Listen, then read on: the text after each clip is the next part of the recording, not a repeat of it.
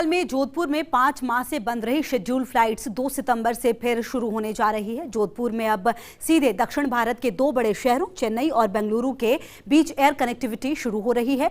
दोनों ही फ्लाइट्स सप्ताह में 4 दिन सोमवार, बुधवार, शुक्रवार, रविवार को ही ऑपरेट होंगी। फ्लाइट्स का शेड्यूल आगामी 23 अक्टूबर तक जारी किया गया है।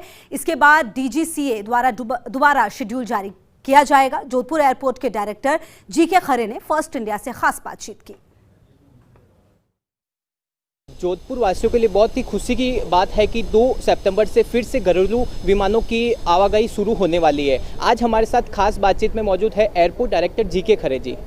सर, जैसा कि पिछले 5 महीना से बंद पड़ी है फ्लाइट सेवा, अब 5 महीने बाद में फिर से 2 सितंबर से शुरुआत हो रही है फ्लाइटों के आगमन की, तो कौन कौन सी फ्लाइटों का आगमन शुरू होगा और क्या कुछ होगा अपने एयरपोर्ट पे फ्लाइटों के आगमन में?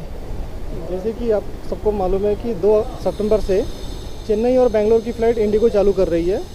ये 23 अक्टूबर तक चलेगी। उसके बाद में फिर विंटर शेड्यूल लागू हो जाएगा। तो विंटर शेड्यूल अभी अप्रूव नहीं हुआ है, उसके हिसाब में और भी प्लेनें आ जाएगी। बट अभी 2 सितंबर से खासकर इंडिगो की चेन्नई और बेंगलोर फ्लाइट आ रही है। ये अल्टरनेट डेज है, मतलब एक सोमवार को है, बुधवार को है, शुक्रवार को है और रविवार को है। मतलब सप्ताह में 4 दिन चलेगी। और आने वाले नेक्स्ट सप्ताह में, मतलब जो सितंबर का दूसरा सप्ताह होगा, उम्मीद है कि उसमें मुंबई की फ़्लाइट भी चालू हो जाएगी।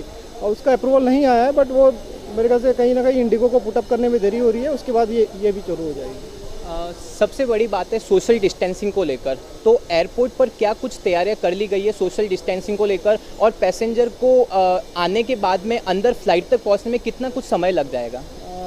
जैसे कि अभी आपने देखा होगा कि हम स्टार्ट से ही सोशल डिस्टेंसिंग का स्टार्टिंग, जो कोविड का जो गाइडलाइन आई थी उसके हिसाब से पहले ही जो हमारा जो छिड़काव होता है, उनके बैगेज होते हैं, उन पर छिड़काव सबसे पहले एंट्री पे किया जाता है।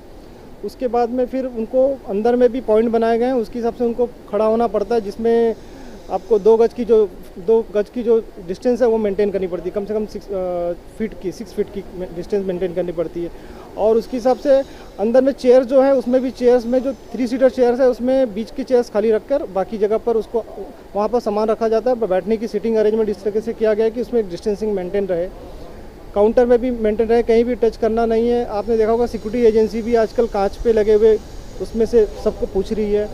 और अंदर में इसी कारण क्या है कि जो दोनों विमान है, अगर 2 फ्लाइट आ रही है, उनके बीच की जो टाइम है उसको भी हम बढ़ा दिया है। पहले क्या है, एक समय पे 2 फ्लाइट लिया जाता था, बट SHA में जगह नहीं है, इसलिए हम एक समय पे एक ही फ्लाइट ले रहे हैं। और इसके बीच में कम से कम 1 से 1.5 घंटे का गैप होगा हर फ्लाइट के बीच में। हमने नॉन शेड्यूल बहुत चलाया है इसमें। जैसे कि आपने देखा होगा कि चार्टर प्लेन बहुत चल रहे हैं, चेन्नई के अभी भी चल रहे हैं।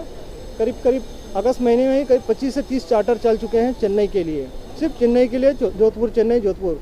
और इंडिगो और स्पाइसजेट ने इसमें पार्टिसिपेट किया था। फ्लाइटों का जो आगमन है 2 सितंबर से चेन्नई और बेंगलोर के लिए शुरुआत हो जाएगी, जिसमें इंडिगो कंपनी ने अपनी सहमति जताई है विमान सेवा शुरू करने में। और डायरेक्टर ने बताया कि जल्द ही मुंबई के लिए भी जोधपुर से फ्लाइट अगले 2 से 3 सप्ताह के अंदर शुरुआत हो जाएगी। कैमरामैन विजय के साथ Dixit Pariyar, first India news, Jodhpur.